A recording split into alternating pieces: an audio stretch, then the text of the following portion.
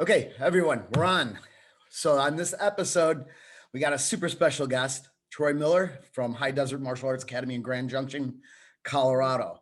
So just a quick brief thing. If you don't know who Troy is probably owns Colorado. He's probably got the most successful school, at least in his region. He's his background. Is your first background JKD? Yeah, it was a guy named Bill Shaw trained with Steve Golden. Okay. That lineage was my beginning, and So Bill was out of Oregon, right? Bill Shaw. yeah, yeah, Really? What yeah. year was that? 79, 80, 80s, Okay. early 80s.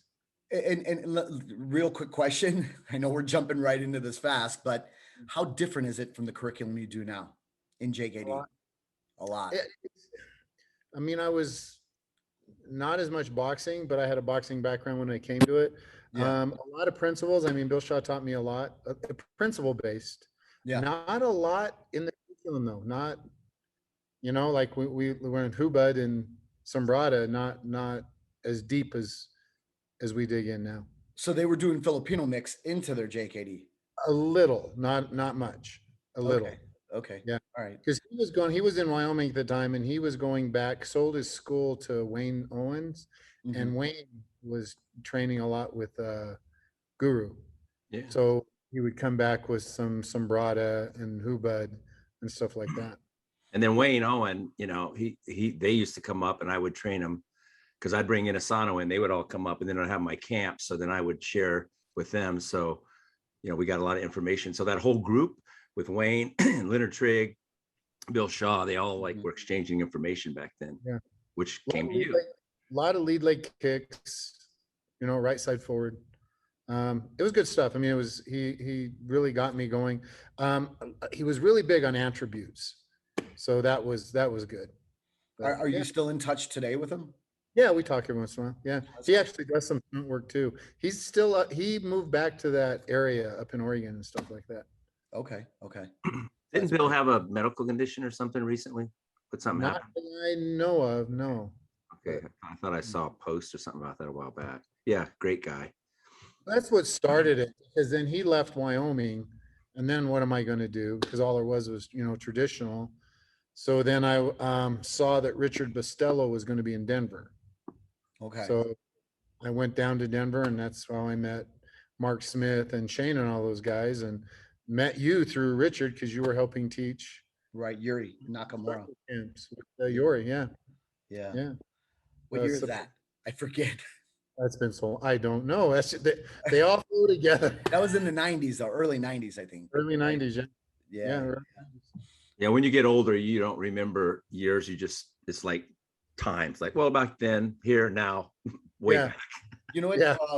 We're doing a new T-shirt, and I had to put the bottom on it. It's established. I went, well, established 19. First, I go like 93, and I go, well, no. And Diane's like, no, it wasn't 93, and we're like arguing this whole thing out. And I go, no, but I was doing seminars. She goes, yeah, but you weren't Mars then. So, and I'm like, do I have to make it because it was my association, but it's just under a different name. So we Vegas. When was Vegas? I was at Vegas. That was early 90s. Oh, that's when we were over at the what was that hotel? I think that's when my sons came, right? No. The first time I was in Vegas, I have a photo of that. I'll try to dig it out later. Yeah. But I think there was only like 8 people, and Lance Love was at it. Love was there, and Donnie and you, and but that was I had already met you, I think, at Richard's place, though, right? Yeah, we met already. Yeah, that's why I went to. I saw you were there. When did you and Diana get married? Well, we got married in 95. We were together like late 93. I didn't think you were married. November. Was that at the Palace Station? Isn't that where it was? Or was that another year? No. Well, you know what?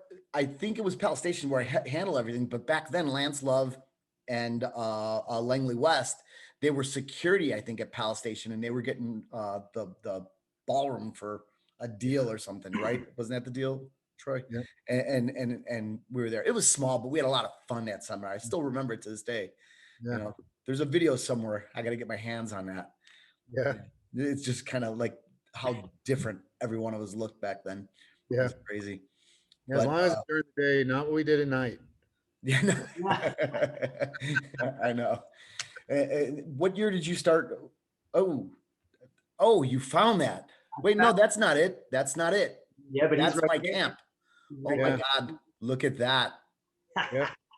There's Langley. Yeah. There's Mark, there's Donnie. There's Troy. Yeah. There's a couple faces in there. One surprising one, I bet, to Troy and I. Mhm. Mark. Yeah. There's Yeah. Mark. So, but yeah, that's a Dr. G's portion. But at that seminar, wasn't Eric Paulson was there too, right? Yeah, that's in the front row, isn't it? Yeah. Eric. Oh yeah, Eric is there. And so I have glasses on, and it's still blurry to me. Yeah. That's Yeah, you're before right. I knew Troy and Donnie, actually, which was funny. You know, I'm standing right next to Donnie. Didn't even know him until that time I drove up to Grand Junction with Kurt. Oh my Yeah. God. Look at that face all the way to your left. Mike Young. Oh my goodness. Yeah, I saw him in there too. Yeah. Yeah. So a lot of interesting faces in there. Wow. That was a cool camp too. It was. A fun camp. Yeah. Yeah. So, but you know, it's funny. You clicked that picture on Larry and you didn't warn me. I go, we just lost everybody. Oh no. We're out. So one of the things I know, I would love to sit and hang out and talk with you all day long. I wouldn't be bored at all, but I want to get into it just for people, you know, I'm really impressed with what you've done, you know, like school wise. I mean, to me, you're rocking it right now. You know, I look at like errors, and not error, but era, like, you know, times. And Yeah. I remember like the Degerberg, you know, like pinnacle, and he was like, I think ruling. And then, you know, Firebor's Azak with Team Karate. And I mean, they're all doing great still, but I kind of think it's your time right now. I think you got the secret sauce, the magic formula, you know, and I'm just wondering if maybe you could help some people, you know, especially those in Grand Junction. No. You're gonna come back into higher desert. Yeah. Higher. Doesn't remember those days. Yeah. I kept threatening Troy. I'm going to come out there and open Higher Desert Martial Arts Yeah, we Academy. do high desert martial arts. Now we're martial arts, and he would come out. I'm Yeah. gonna open higher desert. Yeah. Yeah. So what are some of you, what do you think makes your school more successful than a lot of other schools? What do you think that you're doing that's different? You know what? Nothing's changed, but mentally wise, appointments, making sure you have appointments every day. You know, that's a huge game changer. And then as martial arts schools, like we were always taught, we never would give a down payment. We're going to waive the down payment. Your first month's free. You know, you need to be doing programs. And guys, this is not mine. I've had mentors in different groups right now. And right now I'm with Maya, and they're phenomenal.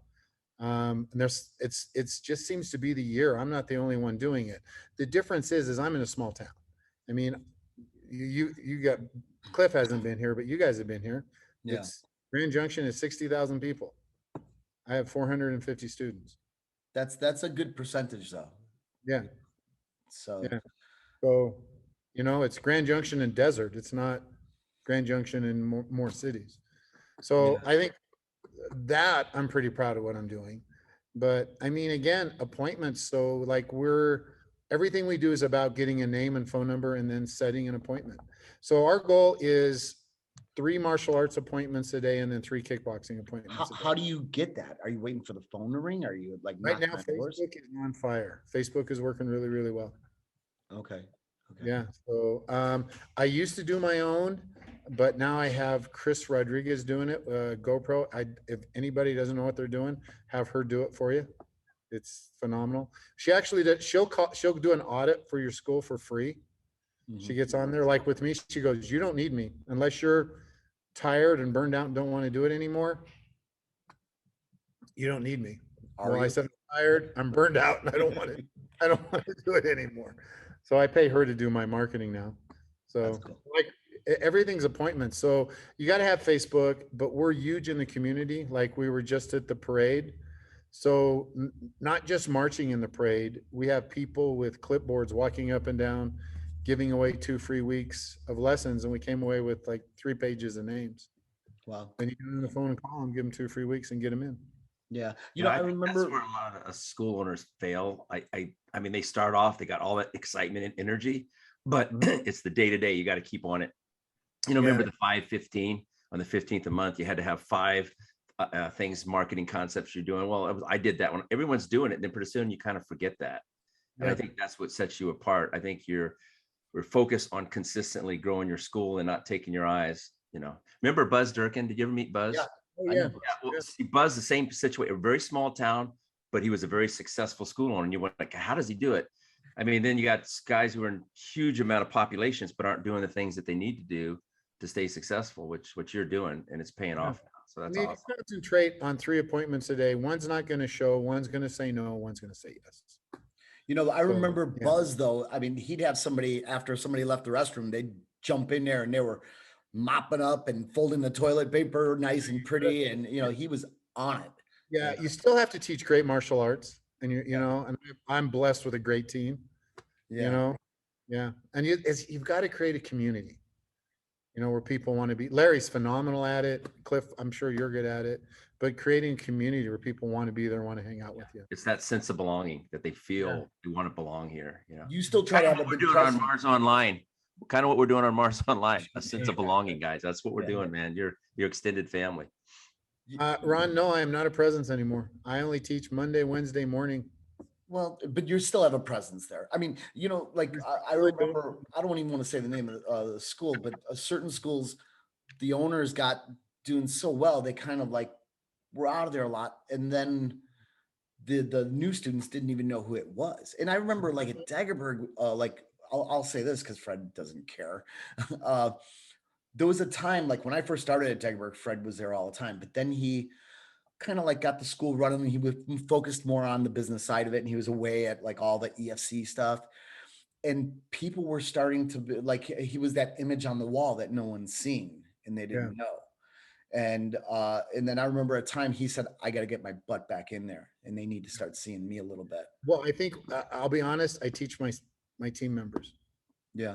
There's a lot that don't know me. I mean, I have people getting ready to test for black belt. I don't know. Wow. I'll know. How does that feel to you? You little. It was tough. It was hard. Yeah. Now, but I'll be honest. Now I can pay my guys a decent wage, and yeah, that's cool. We're averaging 70 to 80,000 a month. You ever sneak in there and teach a class? All of a sudden, like, whoa. So that's kind of cool then. Yeah. So I'm sure they're excited because I'm sure they know that. Well, the advantage now is I can come in and do a seminar, so they'll want to train with me. Yeah. Yeah. Oh, so you knocked me out for them. Plus, he's got a hard body wife that, they post those photos on Facebook and everybody, well, of course, that always gets my attention. My wife used to be a bodybuilder years ago, and I know how the hard work that goes into it, but yeah. Yeah, she works hard. Yeah. It sucks when your wife can pick you up and throw you around. Well, she just squatted 700 pounds. Jesus. 700 pounds on I forget the name. How many times did she lift you? I ain't doing 700 pounds. No, that was a bad joke. I was like, you weigh 700 now? Oh, yeah, almost. I have lost weight. Otherwise, when he goes on vacation, she gets in her swimsuit and he has to take his shirt off, and he's like, I do work out, guys. I'm just not, I'm not preparing for competition yet. Or, there's some guys at the pool checking her out going, I wonder what the dude's like, all of a sudden, Troy comes out, hey, it's like, damn it. I know it's that way with my wife. People are like, oh my God, you're with him. So, yeah. So I think, going back to the business thing, I think everybody, if they want to do it, they just got to know their KPIs or the key performance indicators. So you got to have leads. Those leads got to turn into appointments. Those appointments have to show, and then you got to close, and you got to know your percentages, and stuff like that. But then being in the community is huge for us. We're in the community. I know employees are a big deal thing too. What do you do? Like here, this is totally off topic for a second, but I don't know if you have this market, but in California, real big, Trader Joe's. You ever hear of that market? Their employees, I don't know who finds them, but their attitude, their energy, it's amazing. You go to other markets and you're like, is there, excuse me, and Trader Joe's are like, hey, can we help you? Oh, hey, and it's this, they're almost like robots. They're all, they're the same, but they're happy, they're friendly, they're on it. And I go, whoever is in their hiring, thing, they're doing it right, whatever they're doing. And I just don't know, I'm sure it's a big part of it because you get a bad employee, he could nuke you, couldn't he? So yeah, that's tough. It's been hard because we've had to let some go. They Really? just didn't fit the culture. They were great martial artists, but didn't fit the culture. Well, I think, have you ever been to Dutch Brothers Coffee? I No. don't- Okay, so I've always went to Starbucks forever. And Dutch Brothers is the same thing. You pull up and everyone's like, "Hey, how you doing today? What you got in plans?" It's always upbeat.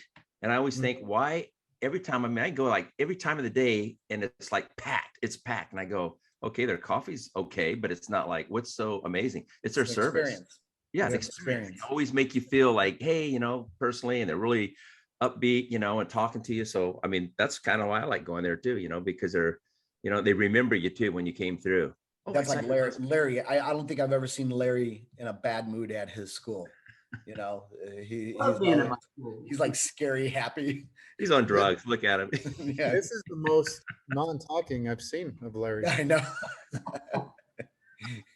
Trying to get all your secrets. He's gonna get his secrets. We just spent 3 weeks together, so yeah. Yeah, they just got off a movie together. When Larry Yeah. was gone, everybody, that's the guy who stole him away from us right there. That guy's fault. Yeah. It was you, Troy.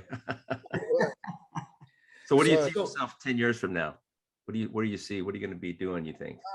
You know what? Right now I'm looking at investments. I got to do something with the money. Right now I'm making money, so I got to make sure I just bought a building. So Yeah. hope try to buy a few more buildings and Yeah. know, Now, if you buy a few more buildings, are they going to be schools or just different businesses? I see I'm struggling with that because do I want to open a second location or like be competing with myself in this small of a town? Yeah. So I'm going back and forth. I'm talking to other people that Well, have multiple schools. I just don't know. I'm going back and forth, but you could always try to sabotage that other school that's by you. It's called Mars, Colorado. It's like he's competing against himself. Don't go there, go here. yeah, so I that don't multiple know. school thing, we all know Dave Kovar, my good friend. We talk about that, and he says, if I could do it all over again, I just would have one big school. Yeah. Because he talks about, My goal is to get to 600. Like we'll have this building, I can handle about 600. Wow. My goal is to see if I can hit 600 students. Is it nearby the other school? Yeah, it's less than a mile away. Oh, good. Okay. All right. So we closed on it. Then we got construction starting. Hopefully we get everything from the city and stuff. And hopefully I'm in by the end of the year, if not sooner. Are you going to keep the present place? Oh, Or that's up in here? No. Okay. yeah, so I'll combine the two locations. Right. So right. yes, don't know I'm in two locations, but I'm in one strip mall. So Right. I'm on both ends. So we'll be in one location. Are you finding it harder? Like when I retired from my school, I was finding it really difficult because things have changed. Every time I'd hire, a 17-year-old, 18, they're just not the same. I mean, their work ethic's different. Their focus is different. They couldn't stay off their phones. I mean, are you finding that a little bit changing now with finding good employees? We went through a bunch of people that we struggled with. Yeah. Because they don't have a work ethic. But then we had some kids that were teaching at his Christian organization, and their work ethic is phenomenal. We ended up hiring 3 from there. Wow. Nice. Yeah, we were struggling. So these kids, and they worked with a youth group. They already did. They came in, they loved it. So we've got them trained up on kickboxing, and they're starting to work on the martial arts end now too. Okay. But their work ethic's phenomenal. Now, do you have like I've heard of people with strategies if you lose somebody, is there a like a call? Is there a like an exit that you put? Our thing is so there's the 3 R's. So you've got to recruit. So you've got to constantly, there's got to be new people coming in, because no matter how good you are, you're going to have a loss rate, and you need to know your loss rate. Okay. And so you got to recruit, but you got to retain. So like with retaining, you got to teach great classes, but then we do an MIA video that goes out on Monday. So it's a cute little video. We missed you in class, haven't seen you. We keep it funny and we send it to all of them. But every Wednesday, if they weren't in on Monday, Tuesday, we're calling. Okay. So you're they're not just And I say call, could be a text. right. It's Right. how But there's contact. There's yeah, contact. it's how they communicate now. So That's I cool. always say call, but this generation doesn't talk on the phone. Yeah. So it's Yeah. text. I think that what you just said is so important that I always you're either one step closer to black belt or Yeah. one step closer to quitting. And, Yeah. and so that's why training your staff and making them understand, like, good, like if they don't show up, you got to call them, because every week that they don't come, it's harder to get them back, right? Yeah, and there's these schools that I don't have it, but there's schools that have a 2% loss rate. You know, that's phenomenal. Mine's a 5%, 5-6%. You know, and at 400 students, that's 6, 12, 18, 24 to stay even. You got to sign up. Wow. You know, so I think the fitness is a little higher loss rate, and we're down at 4 to 6. Like summertime right now, we're not doing as good as I would like, but it's summer. You know, it's a little weird. Like I remember the whole, like, I'll say Bally's Health Club formula, because you do have almost something in that order, right? On the opposite end of the mall is more of an exercise place more than a martial art place, right? Yes. So with the Bally's philosophy is they wanted you to pay, get on this thing, but not show.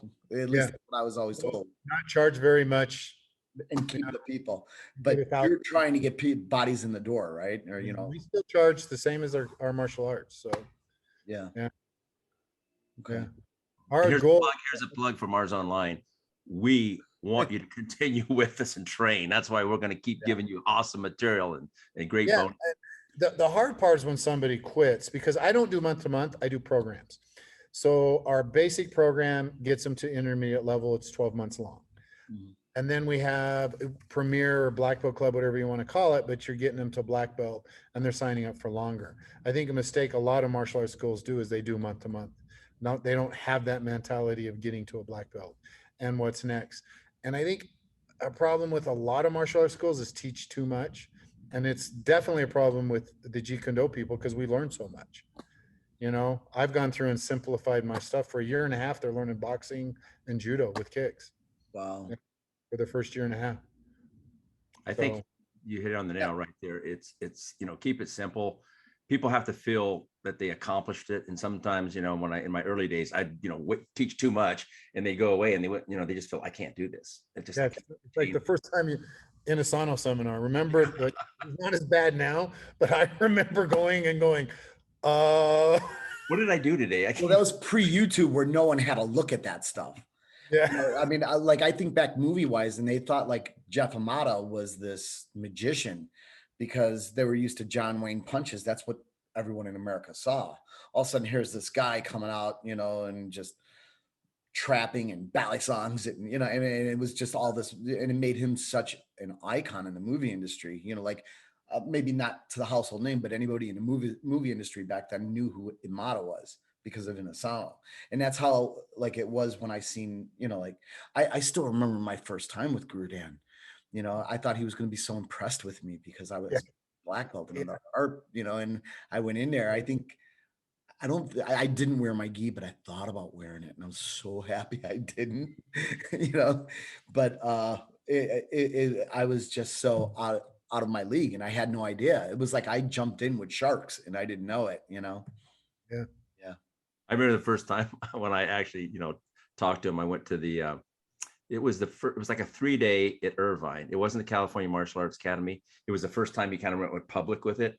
That's where Tackett, Bastilio, all those guys came down. And I mean, I'd see Inasano on the cover of magazines, all that. And so we're like, you know, we go into the bathroom and I'm like, and he's like right there next to me. I'm like, oh, there's no sign. I go, hello, sir.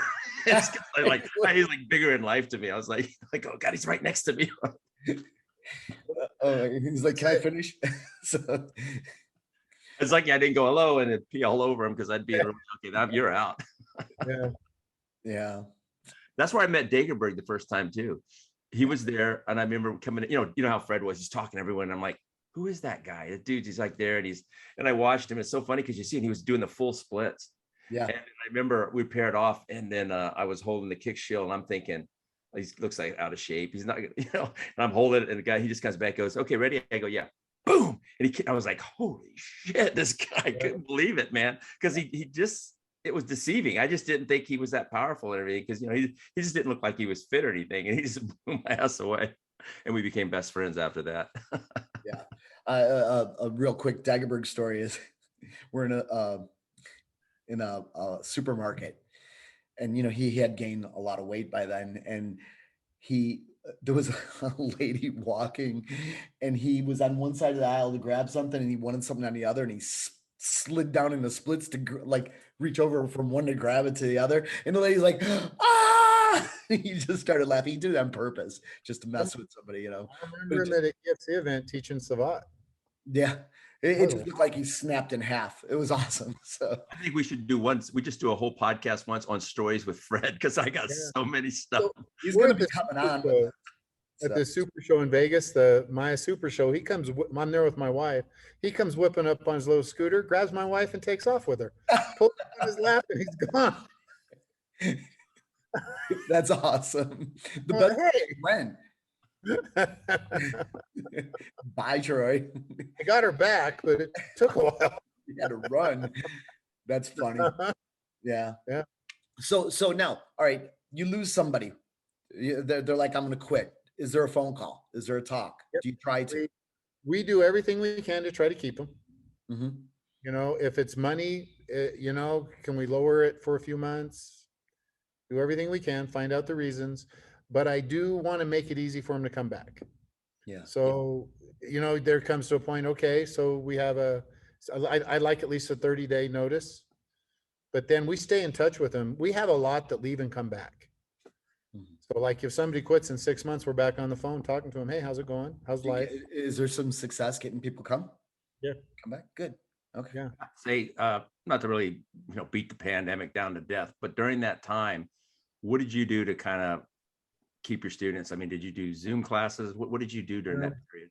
Zoom classes to really try to stay in touch with them. But I went from 490 down to 350 students in a month. Wow. That's scary, isn't it? Mhm. Yeah, you pucker a little bit. But he lost their job. I can't. No, I know, but then you got to think, is there So going we let them do Zoom for free. Yeah. Did every, you know, just tried to stay in touch and got a lot back. And yeah. So right now martial arts is bigger than it's ever been. The fitness was the harder to come back. Martial arts came back really easy. You know, the whole MMA craze, has that affected you? Is it as nuts as it was? You know what? I love the sport. I don't like the culture. Yeah. And I'll be honest, the MMA schools here in town I started them. They're all my ex-fighters. They never got black belt, never got instructor, but they started their own little place, their own little fight clubs. None of them are. Well, you know, when even my time at like Inasano Academy and everything, when Yuri first started the fighter class, it was like 40 people, and it was a real fighter class. The next week Yeah. it was 20 people. The next Yeah. week it was 10. The next week it got down to like it ended up being like Paulson and I and like Joel Clark or something like that. That was it. Mike Mikata said it ended up being like 4 guys because everybody bailed. It was just too tough for them. Hard, yeah. So and I almost love- everybody who's a fighter is broke anyway. Yeah. Well, and if you want to think like, Ron, when you met me, we were all fighters. I had, I had 100 students, all fighters, and none of them paid me. What's your percentage of, because I mean, obviously, with the 3.6 million people that train in martial arts, I mean, what is it? Probably 70% are kids, right? Mhm. So again, that's why I think people who focus on MMA schools and all that, I mean, it's great, for an older crowd, but in my school, it ended up being mainly kids. I mean, at first I had adults, but as it kept growing and growing, it was more kids. I'm sure, is that in your case too, Larry? I mean, majority of kids nowadays, or you have more? Yeah, mine's definitely more adults. It's always been that way. And not that we don't really try to get the kids, I guess, per se, but we just have a really great adult program, I think, too. And so I always joke with my team and tell my kids and even my parents and the adult students the same thing. I said, hey, you know what? If you teach the kids like you think you would teach adults, and then you teach the adults like you think you would teach kids, it'll be perfect, right? And all the adults want to come in and hoot and holler and have a good time and do things that they can't do anywhere else. Where can I raise my voice and yell and be like, yeah, and do all that without getting committed, right? It just doesn't work, right? And with the kids, it's more like structure and formal, but fun and smiling. They want to have a little say-so every once in a while in there, and we let them work a little bit, you know what I mean? So, but What's yours, Troy? Are you About majority? 50-50, but we have an adult class going the exact same time as the kids. So we have a lot of parents. My goal is I get the parents on the floor. So they're training the exact same time because I have we have the 2 floors. I've looked at so many school owners with huge schools, and I look at it and we had talks, and majority becomes kids because that's where they're really constantly turning the market, because a lot of parents, oh, let's try martial arts. Kids doesn't have focus. Let's try martial arts. So, I mean, I think that's where being in not just a strictly MMA school, I think we have a little bit more advantage. I mean, there's some parents that don't want their kids in MMA because, like, say, the culture, it's not. I think they go to martial arts schools with more respect, some discipline. I was teaching at MMA school here locally, and I was trying to help the guy, kind of using school concepts. He was doing everything wrong. No contracts, month to month, and no kids had belts. I was trying to put him in a belt program. I was teaching Thai boxing. Well, let's have a belt program. All this because he wasn't going anywhere. And you know what happened? As soon as COVID hit, he went out of business. Yeah. Because he didn't have a plan. He didn't do classes. He was going. So, well, we hear it all the time. Jeet Kune Do doesn't have belts. Well, it did. It had rank. 2, 3, 4. Just put a belt in. No, you know the whole T-shirt thing. Yeah. Have you ever seen that? I mean, I have a whole thing about that. That's ranking. So no martial art before Kano had belts either. And it's just don't even say it about Thai. Thai doesn't have. Well, it does. Now I didn't go through them. I just became an instructor. But my guys have gone through the ranking system. Yeah. A lot of guys do the Brigittes and they color them and stuff. Yeah. Well, I'm getting notice from Larry that we're just coming to our close. Or anything you want to share or show your social media or anything you want to do, Troy? You know what? As social media guys, you got to understand that's your TV channel.